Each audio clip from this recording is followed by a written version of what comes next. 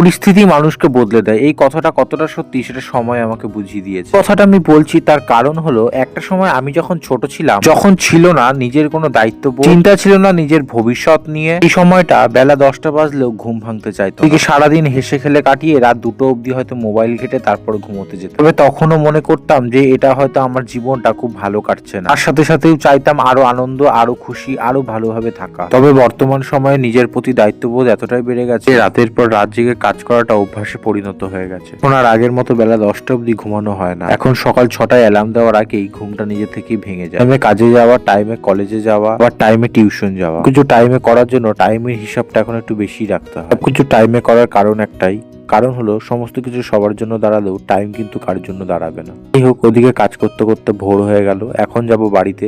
আজকের ভিডিওটা ভালো লাগলে অবশ্যই চ্যানেলটা সাবস্ক্রাইব করে ভিডিওতে লাইক করে দিও। আশা করছি তোমাদের কাছে তোমরা আমাকে একটু সাপোর্ট করবে।